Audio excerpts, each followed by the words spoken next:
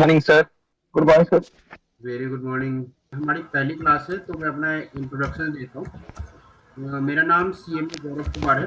मैं fellow member of the institute of cost accountant of India का fellow member हूँ। इस 2012 से मैं प्रैक्टिसिंग कॉस्ट अकाउंटेंट हूँ दिल्ली में, और तब से ही अपने जितने भी क्लाइंट्स हैं उनके टैक्सेशन वर्क, आरओसी के वर्क मैटर में और कॉस्ट ऑडिटिंग मैं क्लाइंट्स को डील करता हूँ। ठीक है, सिंस 2017, ठीक है, तो जिस डेट को हमारा 1 जुलाई 2017 को जो हमारा जीएसटी इंट्रोड्यूस हुआ था, ठीक है, तब से मैं जीएसटी के प्रैक्टिस में हूँ। ठीक है, और लियर जीएसटी से पहले वैट हुआ करता था, और एक्साइज के प्रोविजन थे और सर्विस टैक्स के प्रोविजन थे। तो उन सबको मर्ज करके आप लोगों को पता ही है कि 1 जुलाई 2017 को क्या इंट्रोड्यूस किया गया, जीएसटी, एक कॉमन टैक्स को लेवी करने का सिस्टम यूज किया गया, तो बोलते हैं गुड्स एंड सर्विस टैक्स। यानी कि वो टैक्स यानी कि गुड्स पे भी लेवी होगा, और वही टैक्स जो सर्विस अगर रेंडर होगी तो भी लेवी होगी। तो टिल 2017 से लेके अभी तक मैं जीएसटी की प्रैक्टिस में हूँ, और जीएसटी की डे टू डे कंप्लाइंसेस को भी हैंडल करता हूँ। सो ये मेरा इंट्रोडक्शन था, मैंने आपको बताया। अब इस क्लास में किस तरह के बच्चे जुड़े हैं, कुछ मेरे को आइडियाज दो आप लोग। हम एक इंट्रो सेशन ले लेते हैं फटाफट। ठीक है, दीपक शर्मा, चलो आज ही आप ही बताओ। हाँ सर, मैं इंजीनियरिंग कॉलेज में अकाउंट ऑफिसर हूँ सर। अकाउंट ऑफिसर है, उत्तर प्रदेश में सर। इंजीनियरिंग कॉलेज में अकाउंट ऑफिसर है आप, और जीएसटी सीख रहे हैं ताकि आप काम जीएसटी का देख सकें। चलो जी दीपक। हाँ हाँ, हेलो सर। मेरा नाम दीपक तावड़े है। हम्म। हाँ, मैं बीकॉम कंप्लीट हूँ और अकाउंटेंट करके काम कर रहा हूँ बीकॉम कंप्लीट कंपनी में। है, बिल्कुल कंपनी में अकाउंटेंट करके काम कर रहे हैं।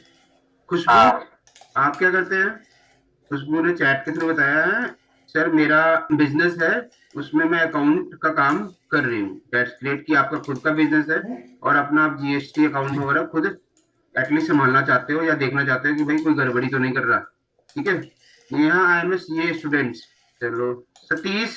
सर मैं एक एक्सपोर्ट कंपनी में अकाउंटेंट हूँ। तो उसके रिलेटेड मुझे जीएसटी आर वगैरह सब एक्सपोर्ट कंपनी में अकाउंटेंट है, दैट्स ग्रेट। ठीक है, अगर आप एक्सपोर्ट कंपनी में अकाउंटेंट है तो आपको बहुत सारी बारीकी चीजों पे भी ध्यान रखना पड़ेगा जीएसटी में, या एक्सपोर्ट के। हाँ, जब क्योंकि आपकी कंपनी रिफंड का क्लेम जरूर करती होगी। ठीक यस है, यस सर। तो आपको लिए एक्सपोर्ट की जो टेबल्स हैं और से रिलेटेड आईसी गेट पे जो काम होता है तो आपको बिल्कुल समझना है। ठीक है, या राइट। That's great. चलो कुछ और इंट्रोडक्शन लेते हैं। देखो इंट्रोडक्शन लेने का पर्पस क्या है, जो पहली क्लास है आज के बाद तो कभी इंट्रोडक्शन होगा नहीं। ठीक है, तो इस बेटर कि हम अपने आप को, मैं भी समझ लूँ कि इस क्लास में किस लेवल के बच्चे जुड़े हैं। ठीक है, और उनकी क्या एक्सपेक्टेशन है इस क्लास से। ठीक है, तो जो भी आप लोग की एक्सपेक्टेशन है एटलीस्ट मैं उसको डिलीवर कर सकूं। ठीक है, और ऐसा ना लगे आप लोगों को भी कि सर ने जो सिखाया वो मेरे रिलेवेंट नहीं था। ठीक है, मैं जो सीखने आया था उसमें थोड़ा कमी रह गई। ठीक है, तो इसीलिए मैं थोड़ा सा इंट्रोडक्शन ले रहा हूँ क्लास का। ठीक है, Sheikh Farhan. Yes, sir. Myself, Farhana Sheikh, and working as an accountant. Working as accountant, that's great. Yeah. Pooja लाने, Yes, sir. इंट्रोडक्शन दीजिए। Myself, Pooja Mane, I have completed my MBA in finance and recently I have joined the GST course. You have completed your MBA finance and you are not working right now? Yeah, sir. Housewife only. Housewife. Pallavi. Yes sir. Sir मैं judiciary की preparation करती हूँ और एक house wife हूँ। GST क्यों सीख रहे हैं? तो जीएसटी इसलिए सीख रहे हैं कि यहाँ पे नगर निगम में कुछ वर्क था, इसलिए मैं जीएसटी पे फोकस था मेरा कि जीएसटी सीख लूँ। चलो that's good. Deep Mehta. Yes sir. Very good morning. Good morning sir. Intro दीजिए। सर मैं एक जॉब कर रहा हूँ सर, और साथ में सर थोड़ा ऑनलाइन वर्क भी कर लेता हूँ, जैसे अपना आईटी रिटर्न है, पैन कार्ड है उसका सर। ओके, मतलब फ्रीलांसिंग के रूप में काम किया हुआ है। Right sir, right. या कोई शॉप वगैरह ओपन की है? हाँ सर। हाँ जी, हेलो। प्रकाश। हाँ सर, प्रकाश कदम बात कर रहा हूँ महाराष्ट्र से। Sir good morning. Good morning, good morning. अभी मैं एक कंपनी में अकाउंट ऑफिसर के जॉब कर रहा हूँ। अकाउंट ऑफिसर जॉब कर रहे हैं, दैट्स ग्रेट। इंट्रो से एक चीज मेरे को समझ में आ रही है, ठीक है, कि जो हमारे मोस्ट ऑफ द स्टूडेंट्स हैं either they are working in the profession. ठीक है, आप कोई अकाउंटेंट है, ठीक है, जो अपनी जॉब में अब जीएसटी को भी लेके आना चाहता है और अच्छे मुकाम पे पहुंचना चाहता है कि भाई जब मैं जीएसटी इंट्रोड्यूस कर दूंगा अपने कॉलेज में तो मुझे एक अच्छा काम भी दिया जाएगा और मैं अपने ऑफिस में अपनी पोजीशन को भी इंक्रीज कर सकता हूँ और साथ साथ में इस नॉलेज के साथ अपने अच्छे बेटर जॉब अपॉर्चुनिटी को भी कर सकता हूँ। ठीक है, बहुत सारे स्टूडेंट्स भी जुड़े हैं अपनी नॉलेज को इनहेंस करने के लिए, वर्किंग प्रोफेशनल्स भी जुड़े हैं। ठीक है, हमारे पास तो पूरा मिक्सअप है क्लास में कि जो बच्चे हैं वो स्टूडेंट्स भी हैं, अकाउंटेंट्स भी हैं। ठीक है, और अपना प्रैक्टिस भी कर रहे हैं। That's great. ठीक है, तो मैं जो ये क्लास है उसको इसी तरह से लेके चलूंगा ताकि आप सबको एक बेटर नॉलेज दे पाऊँ। ठीक है, अब सबसे पहली चीज, जब जीएसटी इंट्रोड्यूस हुआ था उससे लगभग 5.5 ईयर हो चुके हैं। ठीक है, जीएसटी को आए हुए 5.5 ईयर हो चुके हैं। 17 में आया था तो 17 to 18, 18 to 19, 19, 20, 20, 21, 2022, 2023। ठीक है, 24, लगभग 6-7 साल तो हो चुके हैं जीएसटी को आए हुए। ठीक है, तो काफी चीजें जीएसटी में जब पहली बार आई थी और आज की डेट में चीजें कुछ चेंज हुई है जीएसटी में। एक्ट लगभग हमारा सेम ही है। टाइम टू टाइम जीएसटी अपनी एक काउंसिल मीटिंग करती है। ठीक है, और उस काउंसिल मीटिंग में कुछ भी रिकमेंडेड होता है, ठीक है, तो उसको इम्प्लीमेंट फिर किया जाता है। ठीक है, इंडिया के लिए एक्ट ये नया था। ठीक है, काफी टाइम इसको लगा एक्ट को आने में। 2001 से लेके 2017 लगभग 16 to 16.5 ईयर का टाइम लग गया इस जीएसटी को इंडिया में आने में। बट जब आया तो इनिशियली काफी ज्यादा प्रॉब्लम्स हुई इसके सिस्टम्स को लेके भी। ठीक है, इसके इम्प्लीमेंटेशन को लेके भी। But now it is totally implemented और अभी भी डिपार्टमेंट ना कुछ ना कुछ चेंजेस करती रहती है। उनको लगता है कि यहाँ से हमारा रेवेन्यू नुकसान ज्यादा हो रहा है। ठीक है, इस पॉइंट पे अगर हम कंट्रोल करें तो हमारा रेवेन्यू नुकसान थोड़ा कम होगा। ठीक है, तो उसकी वजह से डिपार्टमेंट ने कई सारे डिसीजन दिए हैं।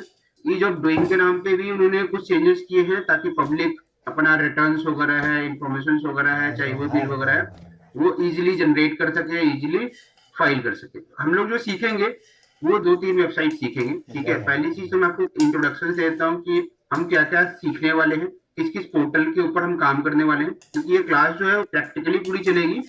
तो थोड़ा कंसेप्ट और पूरा प्रैक्टिकल। तो मैं लीगल कंसेप्ट भी डिस्कस करूंगा, जो लीगल इंपॉर्टेंट कंसेप्ट है थ्रू पीपीटी। ठीक है, and the notes and the draft. ठीक है, और उसके बाद एक असाइनमेंट्स के थ्रू या एक रियल डेटा के थ्रू हम रिटर्न्स की फाइलिंग को भी समझेंगे और बाकी चीजों को समझेंगे। तो अगर आप देख रहे होगे तो हम कौन कौन से पोर्टल पे काम करते हैं। तो एक तो पोर्टल है gst.gov.in का। ठीक है, एक पोर्टल किसका है, gst.gov.in का। मोस्ट ऑफ द आपकी रिटर्न से रिलेटेड जितनी भी वर्क है, ठीक है, ये पोर्टल आपके रजिस्ट्रेशन और रिटर्न्स के लिए। ठीक है, रजिस्ट्रेशन और रिटर्न्स के लिए। ठीक है, दूसरा जो पोर्टल आपको दिया गया है वो इनवॉइसिंग का पोर्टल है। ठीक है, दूसरा पोर्टल किसका है, इनवॉइसिंग का पोर्टल है। अगर आप इनवॉइसिंग पोर्टल के एग्रीगेट टर्नओवर कैटेगरी के अंदर आते हो, ठीक है, तो आपको इनवॉइसिंग पे के थ्रू ही आपको क्या करना पड़ेगा, अपना बिल जनरेट करना पड़ेगा। ठीक है, तो पहले हम क्या करते थे कि अपना बस कोई भी टर्नओवर है तो अपने सॉफ्टवेयर में डाला और फिर वहां से डेटा फेच करके हमने अपना रिटर्न फाइल कर दिया। बट गवर्नमेंट ने मैंडेटरी कर दिया है, ठीक है, कि एक स्पेसिफाइड टर्नओवर पे, एक स्पेसिफाइड टर्नओवर पे जिसको गवर्नमेंट धीरे धीरे डिक्रीज करती जा रही है। ठीक है, धीरे धीरे क्या कर रही है, डिक्रीज करती जा रही है। ठीक है, तो उस केस में फिर आपको एक ये इनवॉइसिंग पोर्टल पे आपको इनवॉइस अपने अपलोड करने पड़ेंगे। ठीक है, डेली बेसिस पे। ठीक है, डेली बेसिस पे, और वहां से आपके रिटर्न्स में ही वो चला जाता है। ठीक है, तो यहाँ पे अभी देखो, invoicing is mandatory for the tax payer with annual turnover of more than 5 crore. ठीक है, फ्रॉम 1 अगस्त 2023। ठीक है, तो बहुत सारी चीजें इनवॉइसिंग पर पोर्टल पर भी किस पे एप्लीकेबल है, किसको एग्जेम्प्टेड है, उसके अलावा कौन 30 डेज के अंदर चेंजेस कर सकता है, 30 डेज के बाद कौन से चेंजेस कर सकता है। काफी सारी चीजें हैं जो कि इनवॉइसिंग पोर्टल पे आपको करनी पड़ेगी और इनवॉइसिंग पोर्टल के थ्रू को भी आपको समझना पड़ेगा, क्योंकि ये वही मैंडेटरी पोर्टल है। ठीक है, तो ये तो आपको इस वाले वर्क पे भी काम करना पड़ेगा, किस पे, इनवॉइसिंग पोर्टल पे। 2 पोर्टल आगे आपके आगे। एक पोर्टल हो गया जीएसटी का, जहां से हम रिटर्न और रजिस्ट्रेशन का काम देखते हैं। दूसरा हमारा इनवॉइसिंग पोर्टल है। और तीसरा पोर्टल कौन है, कौन बताएगा, E way bill. That's good answer, E way bill. ठीक है, एक कौन सा बिल, ई वे बिल। तो ई वे बिल एक सिस्टम है जिसके थ्रू आप अपने जब भी गुड्स की मूवमेंट्स करोगे, जब भी हम गुड्स की मूवमेंट्स करते हैं तो ये जो पोर्टल है वो पिक्चर में आता है, ठीक है। और गवर्नमेंट ने एक लिमिट सेट किया है कि कोई भी इंटर स्टेट सप्लाई होगी जिसकी इनवॉइस वैल्यू 50,000 से ज्यादा होगी तो आपको अपने गुड्स के साथ इनवॉइस और साथ में ई वे बिल देना पड़ेगा, ठीक है। और तभी आप अपनी गुड्स की मूवमेंट्स कर पाओगे। मूवमेंट्स का मतलब एक जगह से दूसरी जगह ले जा पाओगे, ठीक है। अगर आप बिना ई वे बिल के पाए गए, ठीक है, तो हम आपका माल सीज कर लेंगे, ठीक है। उस ट्रक को भी सीज कर लेते हैं, माल भी सीज कर लेते हैं, और जितना इनवॉइस में टैक्स लगा हुआ है उतने रुपए की हम आप पे पेनल्टी लगाएंगे, ठीक है। उतने रुपए की हम आप पे पेनल्टी लगाएंगे। तो जितने रुपए का टैक्स है उतने रुपए का पेनल्टी लगेगा अगर आप बिना ई वे बिल के अपने गुड्स की मूवमेंट्स कर रहे हो, अगर आपकी इनवॉइस वैल्यू 50,000 रुपीज से ज्यादा है। तो अगर आपसे कोई पूछता है what is the limit for an e way bill, ठीक है, और in which cases it is applicable, तो आप उसका भी आंसर कर सकते हो कि सर अगर आपकी इंटर स्टेट सप्लाई है और इंटर स्टेट सप्लाई में आपकी इनवॉइस वैल्यू, गुड्स की जो इनवॉइस वैल्यू है वो अगर 50,000 एंड अबव है तो आप पे ई वे बिल अप्लीकेबल होगा। आप अपने गुड्स की मूवमेंट तभी कर सकते हो जब आप ई वे बिल को कैरी करो। ई वे बिल में बेसिकली डिटेल जो होती है, अगर हम बात करें तो ई वे बिल में आपकी इनवॉइस की डिटेल होती है कि आपका इनवॉइस नंबर क्या है, डेट क्या है, माल कहाँ से निकला है और कहाँ को जा रहा है, ठीक है। साथ में कौन सी व्हीकल उसको लेके जा रही है, ठीक है, उसका व्हीकल नंबर, ठीक है। तो ये हमारे ई वे बिल के पार्ट में होता है। तो ये अब तीनों पोर्टल आपको सीखना है, ठीक है। कौन कौन सा? GST goods and service tax का पोर्टल, ई वे बिल का पोर्टल और एक ई इनवॉइस का पोर्टल। इसके अलावा मैं एक बोनस में आपको एक और पोर्टल समझाऊंगा जो कि बहुत इंपॉर्टेंट है। अब कोई पर्सन बता सकता है कि फोर्थ पोर्टल कौन सा है? 3 पोर्टल तो सबने सुना होगा। हमारे क्लास में एक स्टूडेंट जुड़े हैं जिनको उस पोर्टल से मतलब है। हाँ जी बताइए, एक्सपोर्ट के केस में फोर्थ पोर्टल यूज होता है, कौन सा होता है? Sir DGFT. डीजीएफटी, ठीक है, आंसर नियर बाई है, बताओ। आइस गेट रहेगा सर। बिल्कुल करेक्ट, आइस गेट, ठीक है। इस पोर्टल का भी यूज हमें करना आना चाहिए क्योंकि जब हम एक्सपोर्ट करते हैं तो हमें अपनी डिटेल्स आइस गेट पोर्टल पे भी इंटर करनी होती है।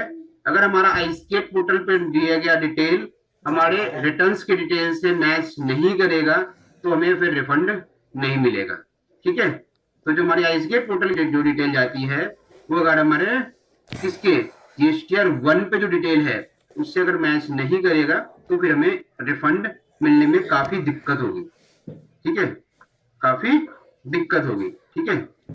क्लियर है?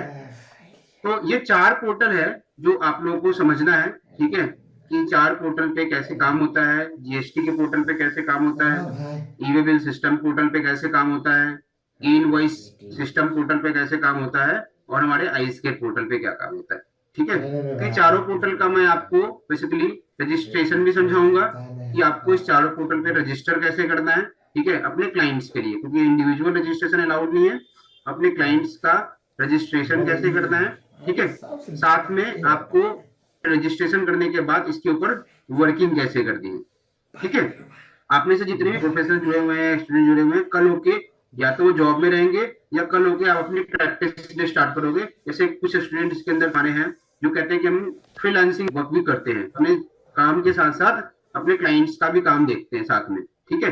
तो कोई नया क्लाइंट आता है तो उस केस में उसको जीएसटी रजिस्ट्रेशन कैसे लेके देना है, किस कैटेगरी में लेके देना है, फिर रिटर्न लेने के बाद उसकी हमें कंप्लाइंस जो करनी है वो हमें कैसे करनी है, ठीक है।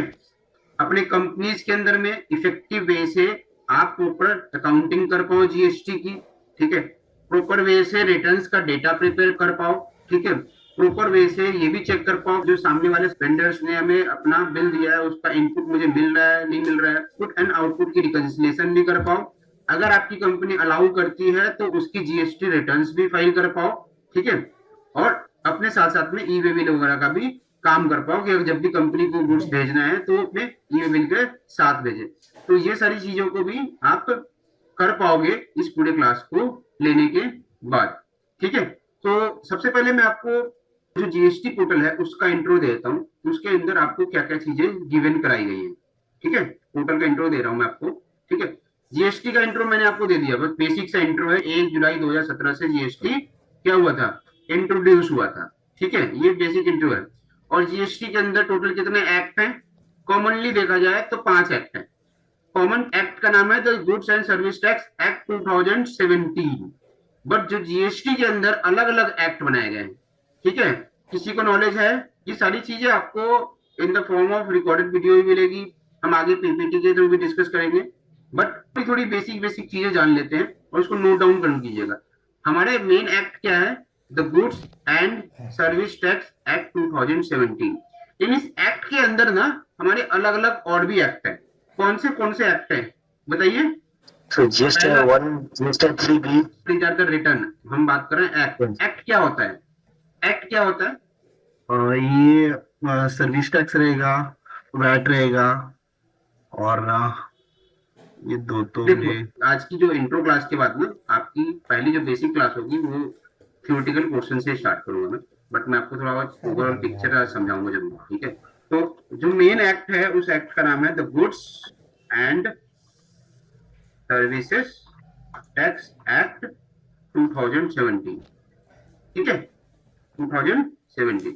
बट इस एक्ट के अंदर ना टोटल देखा जाए ना तो 4 to 5 एक्ट बने हैं। ठीक है, पहला बना है जिसको बोलते हैं central goods and services tax act 2017। ठीक है, पहला क्या बना, central goods and services tax act 2017। ठीक है, ठीक है, दूसरा एक्ट है, बिल्कुल दूसरा जो एक्ट है IGST. दूसरा है वो SGST एक्ट है, यानी कि दूसरा एक्ट है वो, उसका नाम है स्टेट गुड्स, किसका, state goods and service tax act 2017। जो तीसरा एक्ट है उसका क्या नाम है, integrated tax, integrated goods and service tax act 2017। Fourth जो एक्ट है उसका नाम है यूनियन टेरिटरी,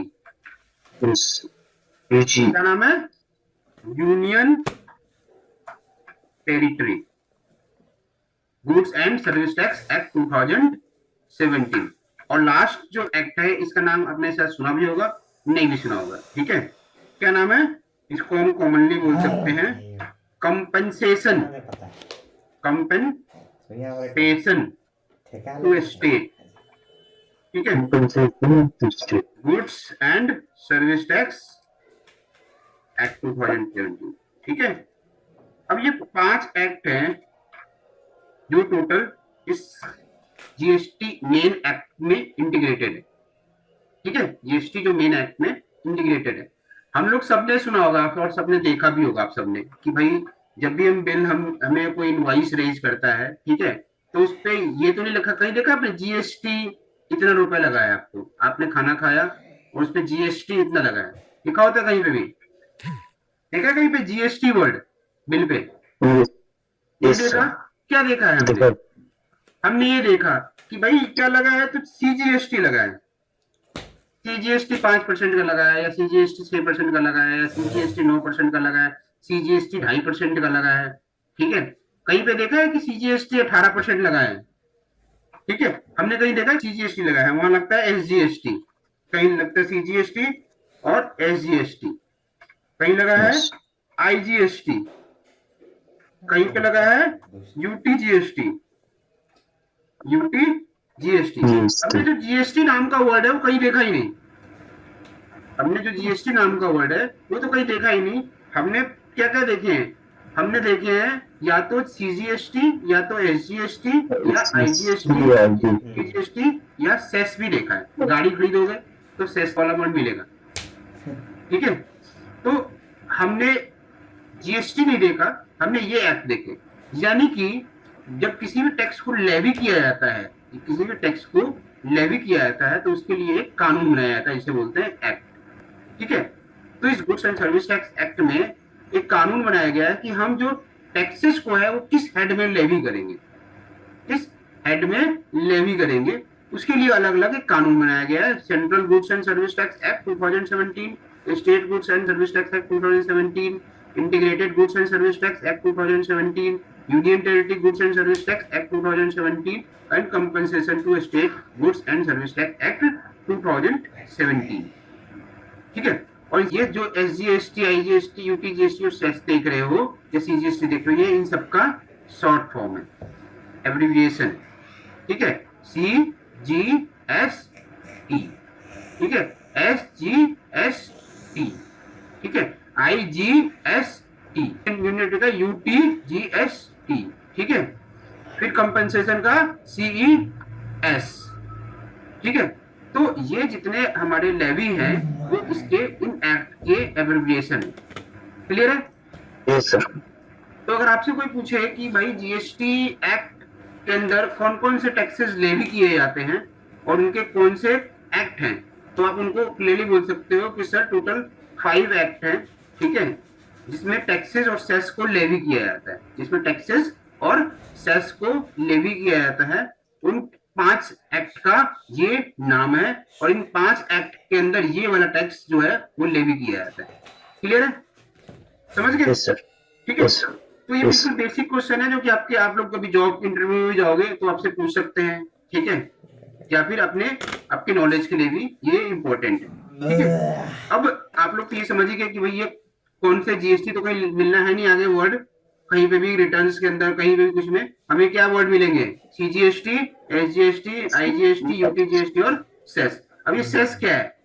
सेस उन प्रोडक्ट पे लेवी किया जाता है, ठीक है, जो हमें गवर्नमेंट कहती है कि लग्जरी नेचर का है, लग्जरी नेचर का है। ठीक है, तो लग्जरी नेचर का जो सेस है, लग्जरी नेचर का है, उसके ऊपर हम सेस को लेवी करेंगे और सेस कभी भी टैक्सेबल वैल्यू पे लेवी नहीं होती। ठीक है, वो टैक्सेस के ऊपर लेवी की जाती है। ठीक है, तो ये कह लो एडिशनल ये बर्डन है जो कि कंज्यूमर पे दिया गया अगर आप लग्जरी प्रोडक्ट को यूज करते हो। ठीक है, और इसका एक पर्पस है, इस सेस को क्यों लेवी किया जाता है, सेस को क्यों लेवी किया जाता है, किसी को कोई आइडिया? तो ये एक्ट है, ये तो नॉर्मल टैक्सेस हैं, ये तो ठीक है। इस सेस को क्यों इंट्रोड्यूस किया गया GST के अंदर में और इसको क्यों लेवी करना है, इसको समझने के लिए ना आपको बैकग्राउंड समझना पड़ेगा कि GST को 2001 से 2017 तक GST को आने में इतना टाइम क्यों लग गया। अर्लियर जो हमारा सिस्टम था टैक्सेशन का, ठीक है, उस टैक्सेशन सिस्टम में, ठीक है, जो मैन्युफैक्चरिंग स्टेट्स हैं इंडिया के, ठीक है, या जो जहां भी गुड्स प्रोड्यूस होती थी, जहां भी गुड्स प्रोड्यूस होती थी वहीं पे रेवेन्यू जनरेट होता था और उन्हीं को रेवेन्यू मिलता था। गवर्नमेंट रेवेन्यू का मतलब है टैक्सेशन रेवेन्यू। अगर महाराष्ट्र के अंदर व्हीकल बन रही है तो वैट और एक्साइज का बेनिफिट महाराष्ट्र को मिलेगा। ठीक है, लेकिन जब GST का, क्योंकि वहां पे जो टैक्सेशन सिस्टम था वो एक ओरिजिन बेस्ड टैक्सेशन सिस्टम था, जिसे बोलते हैं ओरिजिन, जहां पे सर्विसेज प्रोड्यूस हुई वहीं पे टैक्सेशन लगेगा और उन्हीं स्टेट्स को रेवेन्यू मिलेगा। ठीक है, देखो इंडिया कहने को क्या है, एक इंटीग्रेटेड कंट्री है, एक कंट्री है, बट इस कंट्री के अंदर कितने स्टेट्स हैं? सिविल सर्विसेज या जुडिशल सर्विसेज की तैयारी वाले स्टूडेंट भी है इस क्लास में, आप बताओ हमारे यहाँ पे कितने स्टेट्स और कितने यूनियन टेरिटरी हैं? 29 states and 4 UTs sir. 4 UT है, UT तो ज्यादा है यार, तो UT ज्यादा हो गया है, 7 UT के आसपास हो गया। तो 2 UT तो रिसेंटली मोदी गवर्नमेंट ने ऐड किए पिछले अपने टर्म में, जो इसको बोलते हैं Jammu Kashmir state and 7 union territories. That's good. ठीक है, तो हमारे जो कानून है वो बेसिकली देखा जाए तो एक इंटीग्रेटेड कानून तो बनता ही बनता है, लेकिन हमारे स्टेट्स को भी ध्यान में रख के कानून बनाया जाता है। क्योंकि यहाँ पे जो फेडरलिज्म स्ट्रक्चर है ना, अगर आपने सुना होगा, जब हम 1947 में थे, जब हमारा देश आजाद हुआ, उससे पहले हमारा देश एक इंटीग्रेटेड, कह लो एक यूनियन था। ठीक है, जिसमें हमारे अलग अलग राज्य थे। ठीक है, वो राज्य की अपने अपने राजा थे। ठीक है, वो राज्य अपने अपने राजाओं के साथ रन होता था। ठीक है, और जब हमारा देश आजाद हुआ तो सभी राज्य के राजाओं ने हमें अपनी सहमति दी कि ठीक है कि हम आप में मिलना चाहते हैं, विलय होना चाहते हैं। ठीक है, तो उन सारे राज्यों को मिला के हमारा देश बना इंडिया। ठीक है, था पहले भी इंडिया, बट कॉन्स्टिट्यूशनल उसको एक यूनिटी मिली, ठीक है। इसी चीज पे बहस की जाती है जम्मू एंड कश्मीर में, कि जम्मू कश्मीर के राजा ने दोनों जगह बोल दिया कि वो थे तो पाकिस्तान की तरफ से, ठीक है, वो उस साइड वाले थे, बट उन्होंने इंडिया को बोला कि यहाँ पे प्रोटेक्ट करो, ठीक है, और हम आप में मिलना चाहते हैं। बाद में पाकिस्तान ने भी ऑब्जेक्शन रेज किया हुआ उसके ऊपर, तो पाकिस्तान कहता है मेरा है, इंडिया कहती है हमारी है तो हमारा ही, ठीक है। अब हम बात करते हैं कि उस समय जो सिस्टम था कि जो भी स्टेट ओरिजिन करेगी उसी स्टेट्स को रेवेन्यू मिलेगा, यानी कि जो भी स्टेट्स मैन्युफैक्चरिंग करेगी ना उसी स्टेट्स को रेवेन्यू मिलेगा, ठीक है। लेकिन जब जीएसटी के इंट्रोडक्शन की बात आई तो वहां पे टैक्सेशन ओरिजिन को छोड़ के डेस्टिनेशन बेस्ड बनाया गया। डेस्टिनेशन बेस्ड का मतलब है जहां पे कंज्यूम होगी, ओरिजिन से मतलब नहीं है, जहां पे कंज्यूम होगी उस स्टेट्स को उसका रेवेन्यू मिलेगा। जैसे प्रोडक्शन तो हो रहा है महाराष्ट्र में, लेकिन कंज्यूम जाके होती है वो राजस्थान के अंदर में, तो जहां पे अल्टीमेटली वो प्रोडक्ट कंज्यूम हो जाता है ना उस स्टेट को उसका रेवेन्यू मिलेगा, ठीक है। तो भाई इससे क्या हुआ कि जितने भी हमारे मैन्युफैक्चरिंग स्टेट्स थे, जैसे कि महाराष्ट्र, तमिलनाडु, तेलंगाना, गुजरात, ठीक है, केरला और भी मध्य प्रदेश, ये जो है वो मेजरली हमारी क्या है मैन्युफैक्चरिंग स्टेट्स है, जहाँ पे ज्यादा मैन्युफैक्चरिंग होता है, ठीक है, वेस्ट बंगाल। तो इन्होंने मना कर दिया कि हम जीएसटी नहीं चाहते हैं क्योंकि हमारा नुकसान हो जाएगा। तो फिर गवर्नमेंट की जो सिलेक्ट कमेटी थी उन्होंने इस पे फिर एक प्रपोजल दिया कि हम एक अलग से टैक्स लेके आएंगे, सेस लेके आएंगे इसके ऊपर में, ठीक है। ये सेस जो लेवी होगा वो लग्जरी गुड्स पे होगा, ठीक है, और इन लग्जरी गुड्स के थ्रू जो भी सेस कलेक्ट होगा उसको हम जो भी मैन्युफैक्चरिंग स्टेट्स हैं जिन पर नुकसान हो रहा है उसको हम यहाँ पे कंपनसेट करेंगे। बट ये लेके आया था उन्होंने सिर्फ 5 सालों के लिए, बट ये अभी भी पिक्चर में है और अभी भी लेवी किया जाता है, इन्होंने इसकी वैलिडिटी को एक्सटेंड कर दिया है, ठीक है। तो सेस की कहानी यहाँ से शुरू होती है कि सेस को क्यों लाया गया कि जो टैक्सेस था वो पहले ओरिजिन बेस्ड था, अब क्या हुआ जो टैक्स है वो डेस्टिनेशन बेस्ड बन गया। तो क्वेश्चन अगर आपसे पूछा जाए आपके इंटरव्यू में या किसी ने पूछा कि भाई जीएसटी में क्या ऐसा था जो काफी ज्यादा चेंज हुआ, तो आप यहाँ पे कह सकते हो कि सर पहले जो लेवी होती थी टैक्सेशन की, चाहे वैट की हो, चाहे एक्साइज की हो, चाहे सर्विस टैक्स की हो, वो कौन सी थी ओरिजिन बेस्ड, ठीक है। और जीएसटी के अंदर ये कौन सी आ गई डेस्टिनेशन बेस्ड। ओरिजिन बेस्ड का मतलब होता है जहां पे प्रोड्यूस हुआ वहीं पे उसको टैक्स का रेवेन्यू का बेनिफिट मिलेगा गवर्नमेंट को, बट डेस्टिनेशन में क्या हुआ जहां वो कंज्यूम हुआ, जहां वो कंज्यूम हुआ वहां पे उस स्टेट को उसका बेनिफिट मिलेगा, ठीक है। इसलिए सेस जो है वो ईच एंड एवरी प्रोडक्ट पे नहीं मिलेगा आपको, सेस किस पे मिलेगा जो हमारे लग्जरी गुड्स आइटम्स है, लग्जरी आइटम्स हैं उन पे सेस को लेवी किया जाता है और सेस का रेट भी अलग अलग है, क्लियर है। तो अब बैकग्राउंड पिक्चर सबको समझ में आ गई जीएसटी की पूरी। किसी को कोई डाउट है तो पूछो, 2 मिनट का मैं डाउट सेशन ले लेता हूँ इस जीएसटी के बैकग्राउंड पे, किसी को कुछ पूछना है?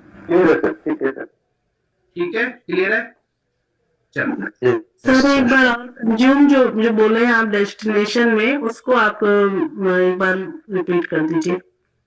डेस्टिनेशन का मैंने बोला कि अभी आपको बताया जो ओरिजिन होता है, ओरिजिन में क्या होता है कि जहाँ पे गुड्स प्रोड्यूस हुआ या सर्विस जहाँ पे प्रोड्यूस हुई, ठीक है, सर्विस जहाँ से शुरुआत हुई, जहाँ जिस स्टेट से सर्विस दी जा रही है, ठीक है, तो उस स्टेट को क्या होता था टैक्सेशन का रेवेन्यू मिलता है, ठीक है, ओरिजिन बेस्ड में, ठीक है। जैसे दिल्ली में मैन्युफैक्चर हुआ तो दिल्ली को ही उसका रेवेन्यू मेजर रेवेन्यू दिल्ली को मिलता है, ठीक है, क्योंकि यहाँ वैट उसको मिल रहा है, ठीक है। वैट सबसे ज्यादा वैट का पॉइंट आता था, जो 13-14% का लगता था, कहीं कहीं 16% भी लग रहा है, तो वैट का रेवेन्यू सरकार को मिलता था, ठीक है। एक्साइज वो सेंट्रल का पार्ट है क्योंकि उसका मेजर रेवेन्यू स्टेट को मिलता था। बट डेस्टिनेशन में क्या हो गया कि जैसे दिल्ली प्रोड्यूस हो रहा है और माल बिक रहा है राजस्थान के अंदर में, ठीक है, जो प्रोड्यूसर स्टेट्स है वो कुछ टैक्स चार्ज करती ही नहीं, फिर उसको रेवेन्यू नहीं मिलता, वो चार्ज करती है आईजीएसटी सीधा, ठीक है, और राजस्थान में माल भेज देती है, राजस्थान स्टेट्स को कंज्यूम कर लेती है,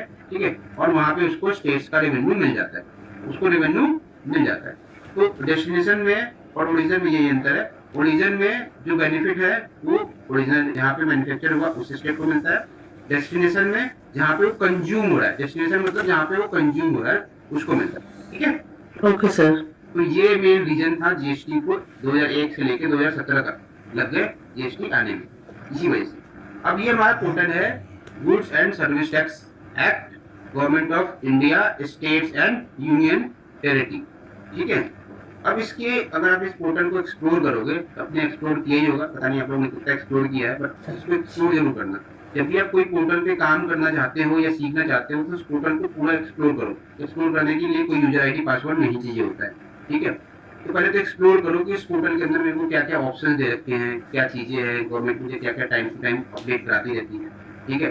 तो आपका सबसे पहले होम टैब है, ठीक है। इसके बाद आपका क्या है कि सर्विसेज टैब को दिया गया, इसलिए सारे आपके मेन्यूज टैब है, ठीक है। सर्विसेज टैब के अंदर आपके पास एक रजिस्ट्रेशन का टैब है। तो आपको न्यू रजिस्ट्रेशन अगर अप्लाई करना है तो गवर्नमेंट ने आपको सर्विसेज टैब के अंदर न्यू रजिस्ट्रेशन का एक टैब दिया हुआ है, ठीक है। और साथ साथ में एक बटन ऊपर से बाहर से ही दे दिया है कि यहाँ से भी आप क्या होता है डायरेक्टली जा सकते हो, ठीक है। तो सर्विसेज टैब की बात करोगे तो सर्विसेज टैब के अंदर एक रजिस्ट्रेशन का टैब है। रजिस्ट्रेशन के अंदर सब मेन्यू, रजिस्ट्रेशन के अंदर आपके सब मेन्यू है जो कि कहते हैं new registration, application for filing clarification, track application status and home state GST selection for the promoter date for the specified user. पता नहीं नया क्या लेके आते हैं, हमें तो इन तीन से ही मतलब, ठीक है। जीएसटी स्टेट जीएसटी सुविधा केंद्र बना रखा है, ठीक है। चलो अब ये रजिस्ट्रेशन में अगर आपको न्यू रजिस्ट्रेशन पे क्लिक करोगे तो यहाँ से आपकी क्या होगी, न्यू रजिस्ट्रेशन के लिए आप हो जाओगे, क्योंकि अलग से पोर्टल बना रखा है उन्होंने registration.gst.gov.in, ठीक है, /registration/। अब इसके अंदर हमारे दो स्टेप्स होते हैं रजिस्ट्रेशन करने के लिए। पहला होता है हमें जहाँ पे एक छोटा सा बेसिक फॉर्म भरना होता है, ठीक है। इस बेसिक फॉर्म के अंदर में ये चूज करना होता है कि हम किस तरह के टैक्स पेयर हैं। हम एक टैक्स पेयर है, टैक्स डिडक्टर है, टैक्स कलेक्टर है, जीएसटी प्रैक्टिशनर, ये सारे ऑप्शंस हैं। मैं आपको डिटेल में बताऊंगा जब आप रजिस्ट्रेशन सीखेंगे, ठीक है। फिर स्टेट चूज करना होता है, किस स्टेट के अंदर रजिस्ट्रेशन ले रहे हैं, डिस्ट्रिक्ट चूज करना होता है, फिर अपना एक लीगल नेम देना होता है जो कि हमारे पैन पे मेंशन होता है, और परमानेंट अकाउंट नंबर देना होता है, एक ईमेल आईडी और एक मोबाइल नंबर। इन स्टेप्स को कंप्लीट करने के बाद आपको क्या मिलेगा, TRN, जिसे बोलते हैं टेम्पोररी रेफरेंस नंबर। इस टेम्पोररी रेफरेंस नंबर पे आप वो इंटर करोगे, ठीक है, जो आपको रिसीव हुआ है, और कैप्चा डाल के आप प्रोसीड करोगे। OTP वेरिफिकेशन आती है। इसके बाद आप पहुंच जाओगे जीएसटी रजिस्ट्रेशन विंडो पे, जहाँ पे आपको जीएसटी रजिस्टर के फॉर्म को पूरा फिल करके सबमिट करना है, ठीक है।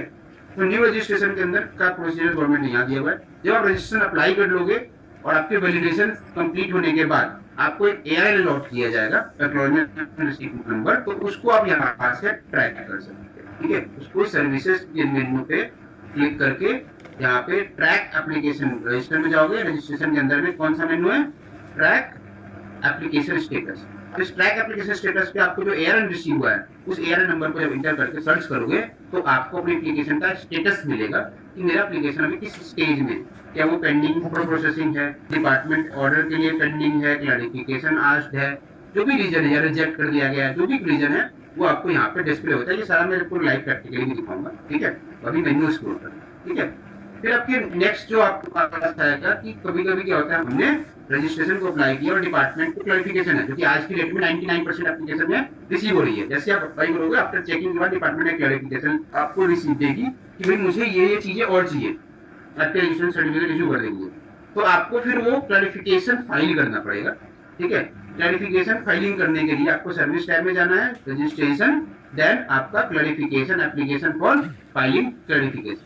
जहाँ पे आप क्लिक करोगे, ठीक है, तो आपको सबसे पहले क्या करना है, अपना TRN से लॉगिन करना होता है। यहाँ आपको न्यू रजिस्ट्रेशन में पहुंचा रहा है, यहाँ पे आपको TRN के थ्रू, जिसके थ्रू आपने रजिस्ट्रेशन अप्लाई किया था, ठीक है, इसके थ्रू उसको लॉगिन करके, और उसके बाद फिर आप इस वाले टैब पे क्लिक करोगे, इस वाले टैब पे, तो आपका क्लैरिफिकेशन विंडो ओपन हो जाएगा, जहाँ पे आपको डिपार्टमेंट ने जो भी क्लैरिफिकेशन मांगी है उस क्लैरिफिकेशन का आपको reply with evidence and documentation आपको वहाँ पे अपलोड करने हैं और उसको फाइल करना है, ठीक है।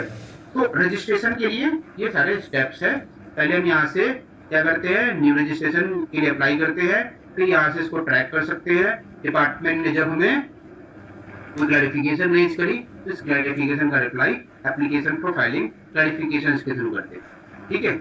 और उस पे TRN कोड के थ्रू लॉगिन करके फिर यहाँ पे इसको एप्लीकेशन का फाइलिंग क्लैरिफिकेशन फाइल करते हैं, ठीक है। ये सारी चीजें आपको प्रैक्टिकल में मैं आपको पूरा समझाऊंगा, इसलिए आप बिल्कुल टेंशन मत लेना, ठीक है। फिर नेक्स्ट विंडो दे रखी है हमें पेमेंट की, ठीक है। अब जो पेमेंट है इसके अंदर आपके पास 3 ऑप्शन है सब मेन्यू में। पहला है क्रिएट चालान, क्रिएट चलान, यहाँ से आप डायरेक्टली जीएसटी का चलान क्रिएट कर सकते हो, ठीक है, डायरेक्टली जीएसटी का चलान क्रिएट कर सकते हो, आपको किसी भी लॉगिन की रिक्वायरमेंट नहीं है। तो चलान को आप डायरेक्टली यहाँ से क्रिएट करके आप पे कर सकते हो। इसके लिए सबसे पहले आपके पास एक जीएसटी नंबर होना चाहिए, ठीक है, जीएसटी नंबर होना चाहिए। अगर आपका जीएसटी नंबर है तो आप डायरेक्टली क्या कर सकते हो, चलान को क्रिएट भी कर सकते हो और डायरेक्टली चलान को यहीं से पे भी कर सकते हो। मैं आपको समझाता हूँ। हाँ जी, तो अगर आपको डायरेक्टली जीएसटी चलान पे करना है, ठीक है, तो आप सर्विसेज टैब में क्रिएट चलान पे जाके यहाँ पे जब एक जीएसटी नंबर इंटर करोगे, जीएसटी नंबर इंटर करोगे, ठीक है,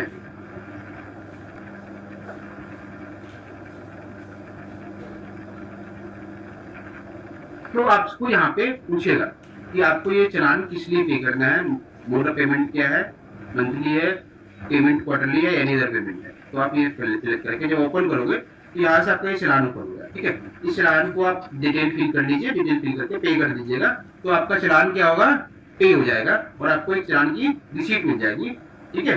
चलान की क्या मिलेगी, रिसीट मिल जाएगी, ठीक है। जैसे मैं मान लो यहाँ पे अभी डाल रहा हूँ कुछ भी, ठीक है, आपको दिखाने के लिए, एक अगले स्टेप दिखाने के लिए।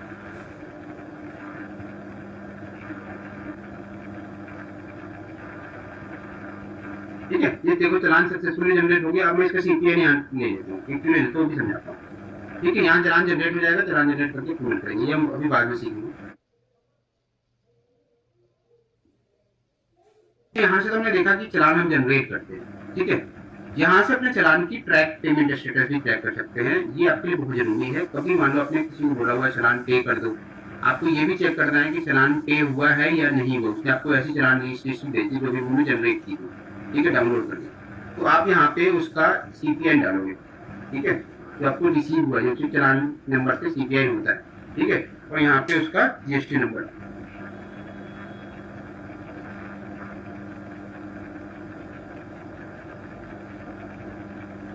देखो यार, the payment status is not paid, ठीक है, payment of challan is to be made, ठीक है। तो इस तरह से आप यहाँ पे व्यू चलान करके चलान की डिटेल देख सकते हो। तो जीएसटी चलान है, जनरेट हुआ है इस डेट को, तो ये आपको बेसिकली गवर्नमेंट ने ऑप्शन बाहर दिया हुआ है। इस चीज का ऑप्शन बाहर दिया हुआ है कि आप अपने चलान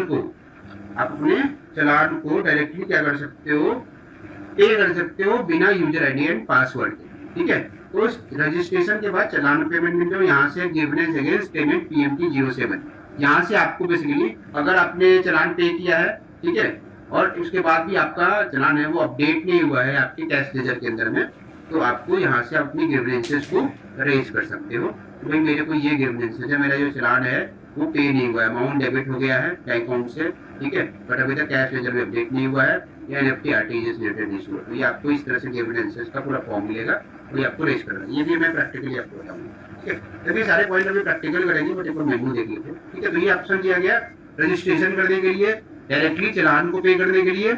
यूजर सर्विसेज के अंदर में आपको एसएसएन कोड फाइंड करना है, ठीक है, तो आपके लिए ये वाला ऑप्शन है, ठीक है। फिर आपके पास इसके बाद आपके लिए ये छोड़ दो, ये सब देखने की जरूरत नहीं है, बट हाँ जानना चाहो तो जान सकते हो। सर्च कोड है, एसएसएन कोड सर्च करना है। Generate user ID for unregistered applicant, ये बेसिकली उसके लिए होता है कि अगर हमें डिपार्टमेंट से कोई क्वेरीज, मतलब किसी तरह का कोई रिजोल्यूशन चाहिए किसी भी पॉइंट पे, कोई एडवांस रूलिंग चाहिए। एडवांस रूलिंग का मतलब होता है कि हम कुछ काम करना चाहते हैं और हमें कंफ्यूजन है इस पे जीएसटी लगेगा नहीं लगेगा, कितना लगेगा, तो डिपार्टमेंट से भी एडवांस रूलिंग उसकी पहले ही ले सकते हैं, ठीक है। तो वो उसके लिए भी यूज होता है, ठीक है। कुछ अदर काम के लिए यूज होता है। कॉज लिस्ट है, वेरीफाई आरएफएन है, ठीक है। तो difference number of the document, ठीक है, ये आपका अलग अलग चीज है। उसके बाद आपका हॉलीडे की लिस्ट है, इस दिन आपका जीएसटी ऑफिस बंद रहेगा। लोकेट जीएसटी प्रैक्टिशनर है, अगर आपको नियर बाई अपने जीएसटी प्रैक्टिशनर को ढूंढना चाहते हैं तो यहाँ से आप अपना का नेम और एरियाज डाल के जीएसटी प्रैक्टिशनर को ढूंढ सकते हैं कि कौन सा बंदा जीएसटी की प्रैक्टिस कर रहा है, ठीक है। सर्च एडवांस रूलिंग, अगर आपको कोई एडवांस रूलिंग सर्च करना है तो सर्च का मतलब हो गया पहले कोई आ रखा है, ठीक है, उसके ऊपर आपको एडवांस रूलिंग देखनी है। जैसे देखो यहाँ पे एडवांस रूलिंग क्या होती है कि किसी भी पॉइंट पे आपको कंफ्यूजन है, ठीक है, आपने अपने कंसल्टेंट से बात की, कंसल्टेंट को भी लग रहा है कि इस पे लगेगा नहीं लगा, तो लेट आस्क द जीएसटी, ठीक है।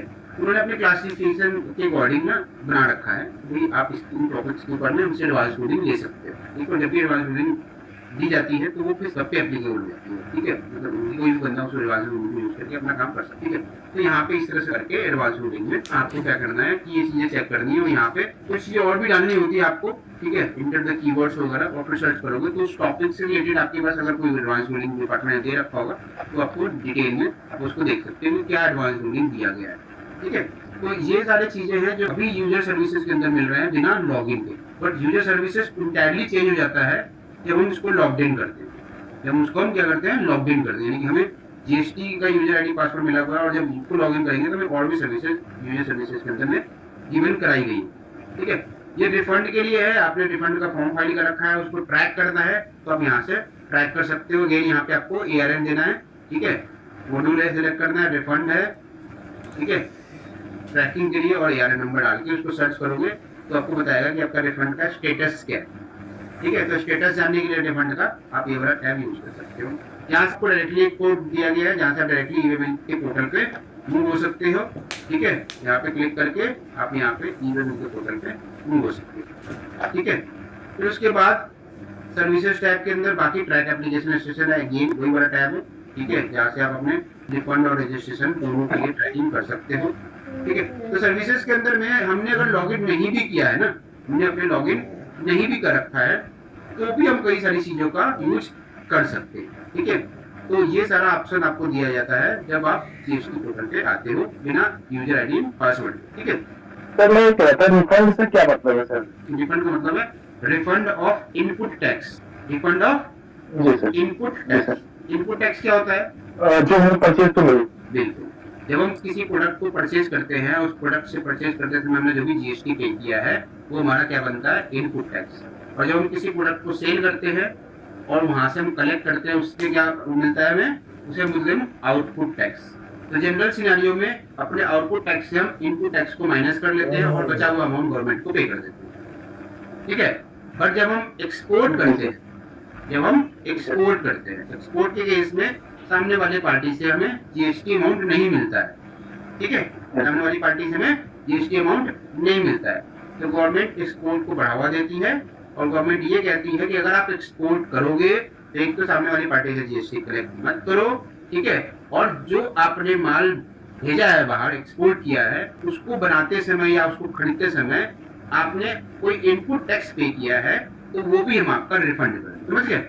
ये बोलते हैं रिफंड ऑफ इनपुट टैक्स। ठीक है, ये आशुतोष का क्वेश्चन है रिफंड से रिलेटेड, ये वो डिस्कस कर लूंगा। उन्होंने बोला ये sir ITC refund in case of export business ही होता है या अदर केस में? ठीक है, बिल्कुल क्लियर मैं बताता हूँ। एक तो बताया मैंने कि आपको जो रिफंड होता है वो एक एक्सपोर्ट में होता है, दूसरा जो रिफंड का केस होता है वो होता है इन्वर्टेड ड्यूटी के केस में। इन्वर्टेड ड्यूटी क्या होती है? ठीक है, जब हमारा टैक्स स्ट्रक्चर, जब हमारी कंपनी का टैक्स स्ट्रक्चर, जब हम लोग किसी कंपनी में हैं और मैन्युफैक्चरिंग कर रहे हैं, ठीक है, मैन्युफैक्चरिंग के अंदर जब क्या होता है कि हमारा जो टैक्स स्ट्रक्चर है, टैक्स स्ट्रक्चर का मतलब होता है कि जो भी हम माल प्रोड्यूस कर रहे हैं, उसके ऊपर तो हमने टैक्स सामने वाली पार्टी से कम रेट पे चार्ज किया। ठीक है, लेकिन जो प्रोड्यूस करने के लिए जो माल खरीदा यानी कि रॉ मटेरियल खरीदा है, उसके ऊपर हमने टैक्स ज्यादा पे कर रखा है। अब वो कैसे होगा, मैं आपको छोटा सा एग्जांपल देता हूँ। आप सबने ई रिक्शा देखा है, ठीक है, देखा ना ई रिक्शा। अब ई रिक्शा में क्या होता है, ई रिक्शा एक ऑटोमोबाइल इंडस्ट्री है तो ऑटोमोबाइल, ठीक है, उसके अंदर क्या होता है, जब हम सेल करते हैं तो सेल के ऊपर जो टैक्स चार्ज किया जाता है वो 12% के रेट से चार्ज किया है। ठीक है, लेकिन जब हम रिक्शा को मैन्युफैक्चर करते हैं तो उसके अंदर अलग अलग कंपोनेंट्स मिला के मैन्युफैक्चर करते हैं। कंपोनेंट्स के अंदर क्या क्या होता है, हमारे टायर है, मोटर है, हमारी आयरन यूज किया है हमने उसके अंदर, उसके चेसिस बनाने के लिए इलेक्ट्रिक चीजें यूज की है, काफी सारी चीजें यूज की है, जो कि 18% से लेके 28% तक के रेट में, 18% से लेके 28% तक के रेट में, यानी कि हम टायर खरीद रहे हैं तो पता चला हम 28% पे कर रहे हैं, मोटर खरीद रहे हैं तो 18% पे कर रहे हैं। तो हमारा जो आउटपुट है उस पर तो हम 12% ले रहे हैं और इनपुट हम पे कर रहे हैं 18% 28%। उससे क्या होता है, margin of input and output वो बहुत लार्ज हो जाता है और बहुत बड़ा फंड ब्लॉक हो जाता है हमारे टैक्सेशन के रूप में। हमारे पास इनपुट टैक्स क्रेडिट का एक बहुत बड़ा फंड ब्लॉक हो जाता है, ठीक है, इनपुट टैक्स के रूप में। और वो इनपुट टैक्स का जो फंड ब्लॉक हुआ है ना हमारा, ठीक है, मार्जिन वो हमारा एक वर्किंग कैपिटल होता है। तो गवर्नमेंट ने बोला कि ठीक है, आपके आउटपुट और इनपुट के रेट के बीच में अगर डिफरेंसेस आ रहे हैं, और ये सिर्फ किस पे एप्लीकेबल होगा, जब आप मैन्युफैक्चरिंग करोगे, ठीक है, तो अगर आपके आउटपुट और इनपुट के बीच में डिफरेंसेस आ रहे हैं तो उसको हम बोलेंगे इन्वर्टेड ड्यूटी में। आपको इन्वर्टेड ड्यूटी मतलब आपका आउटपुट रेट कम है और इनपुट रेट काफी ज्यादा हाई है, ठीक है, इनपुट टैक्स रेट काफी ज्यादा हाई है, तो उसके जो बीच का डिफरेंस होगा ना, वो हम आपको रिफंड कर देंगे ताकि आपका वर्किंग कैपिटल हैम्पर ना हो। क्लियर? तो उस सेकंड केस में भी आप रिफंड के लिए अप्लाई कर सकते हो जब आपका इनपुट और आउटपुट के रेट के बीच में डिफरेंस हो। ठीक है, हाँ जी, क्लियर हो सबको? Yes, sir.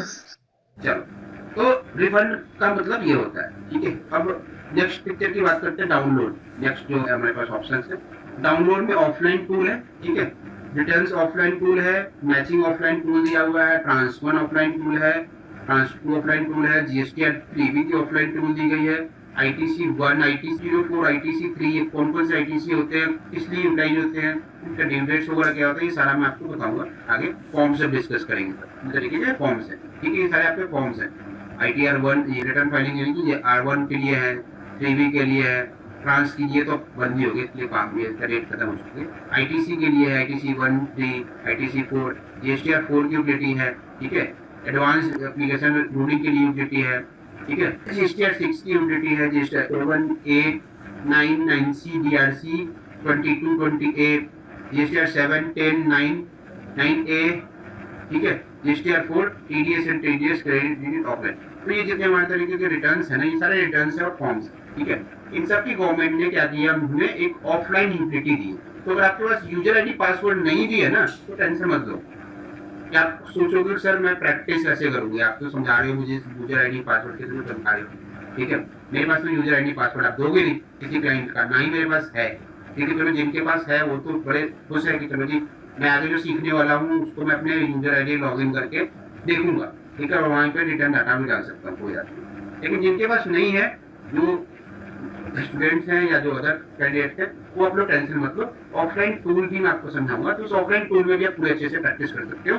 और ऑफलाइन टूल के थ्रू क्या होता है, एक JSON फाइल क्रिएट होती है, एक फाइल क्रिएट होती है, और सारा डेटा आपका प्रिपेयर कहाँ होगा, ऑफलाइन टूल में, ठीक है, और वही डेटा आप किसमें लेके चले जाओगे, उसको जनरेट करोगे ऑफलाइन टूल से JSON फाइल में। JSON एक एक्सटेंशन है एक फाइल की, एक फाइल बन जाती है, उस फाइल को जाके बस अपलोड कर देना, वहाँ पूरा डेटा आपका रिटर्न का डेटा उठ के ऑनलाइन पोर्टल पे चला जाएगा। तो रिटर्न को फाइल करने के लिए दो मेथड दिए है गवर्नमेंट ने हमें, एक दिया है डायरेक्टली आप पोर्टल पे जाओ, ऑनलाइन जाओ, लेकिन उसके लिए कंडीशन क्या है, आपके पास लॉगिन आईडी पासवर्ड होना चाहिए, लॉगिन करो और वो फॉर्म ओपन करो, फॉर्म में पूरा डेटा फिल करो और उसको प्रोसीड कर दो, फाइल कर दो। दूसरा क्या है, आप अपने डेटा को कहाँ प्रिपेयर करो, ऑफलाइन टूल में, ठीक है, वहां से क्या जनरेट करो, JSON फाइल, और उसको फाइल को अपलोड कर दो किसके अंदर, GSTR पोर्टल के अंदर लॉगिन करके, फिर वहां लॉगिन आपको रिक्वायर्ड होगा अपलोड करने के लिए, बस सिर्फ अपलोड करने के लिए, ठीक है।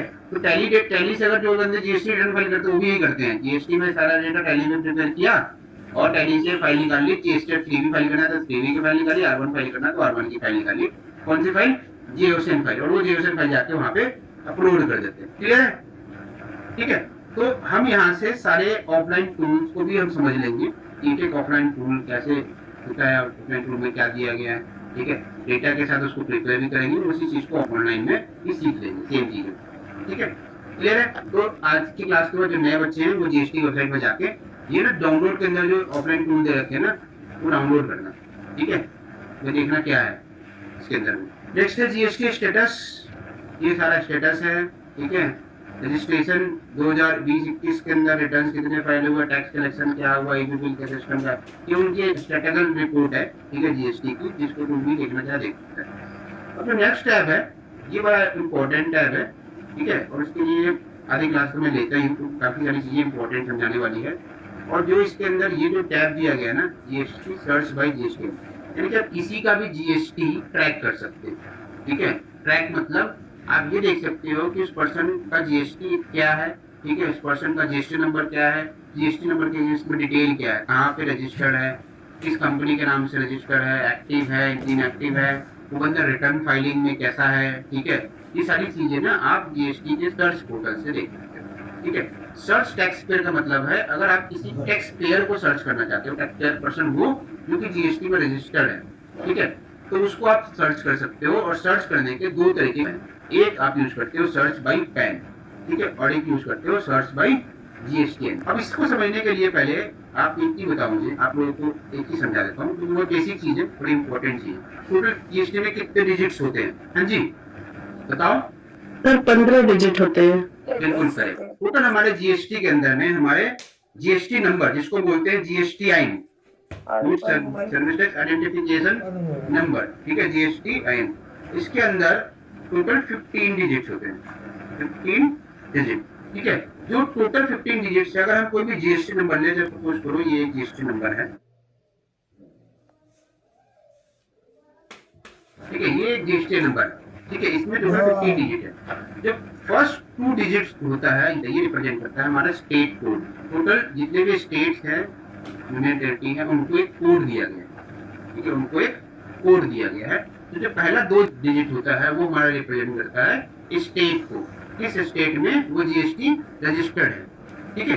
तो जो नेक्स्ट 10 डिजिट होती है ये होता है पर्सन का पैन नंबर, जिसके अगेंस्ट में जीएसटी रजिस्ट्रेशन ले रखा है उस पर्सन का पैन नंबर। वो आर्टिफिशियल कंपनी भी हो सकती है और वो इंडिविजुअल हो सकती है, तो ये उसका पैन नंबर होता है। तो जो नेक्स्ट डिजिट होती है जो कि 13 नंबर डिजिट होती है, वो बताता है कि इस पैन के अगेंस्ट में इस पर्टिकुलर स्टेट के अंदर उसका ये कौन सा जीएसटी नंबर है, ठीक है। हो सकता है एक पर्सन को 2 से ज्यादा उसी स्टेट में रजिस्टर ले रखा हो, लेकिन जैसे ही वो नेक्स्ट स्टेट में जाएगा ये यहाँ पे वापस से 0-1 हो जाएगा, ठीक है। जैसे मैंने मान लो दिल्ली के अंदर 4 रजिस्ट्रेशन ले रखे हैं सपोज दैट, ठीक है, तो मैं अगर यूपी में जाकर अपना रजिस्ट्रेशन लूंगा, यूपी में अपना ऑफिस खोलूंगा, तो मुझे एक सेपरेट रजिस्ट्रेशन की जरूरत पड़ेगी, और वहां पे जब लूंगा तो ये वाला डिजिट भी बदल जाएगा, 07 के वो जगह 09 हो जाएगा और ये 5 की जगह 1 हो जाएगा, ठीक है।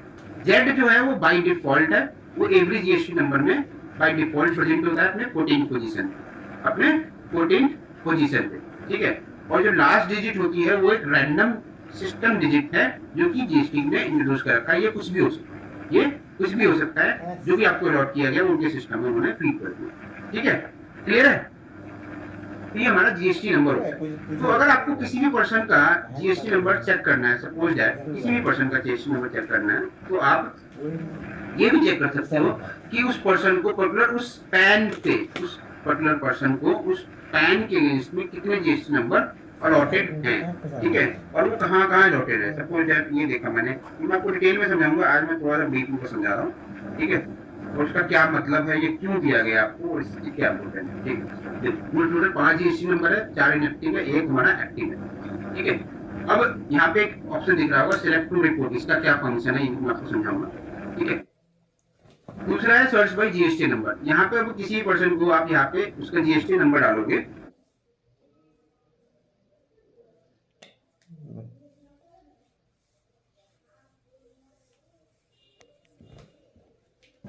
ये डिटेल आ जाएगी किसके नाम पे रजिस्टर्ड है जीएसटी, ठीक है, मेरा ही जीएसटी है, ठीक है, इसके नाम पे रजिस्टर्ड है, कब रजिस्टर्ड है, इसकी फाइलिंग टेबल्स वगैरह ये मैं आपको डिटेल में समझाऊंगा, ठीक है। ये अभी आपको तो हमें टैब दिया गया है जिसके थ्रू हम जीएसटी को सर्च कर सकते हैं, उसकी डिटेल्स वगैरह, और सर्च बाय पैन भी कर सकते हैं उस पर्सन के कितने जीएसटी नंबर हैं, ठीक है, और कहाँ कहाँ पे वो जीएसटी नंबर अलॉटेड है, कहाँ का रजिस्टर है। जैसे बड़ी कंपनी के बहुत सारे ब्रांचेज होते हैं, तो सारे ब्रांचेज का जीएसटी नंबर देख सकते हो, उसकी क्या डिटेल्स।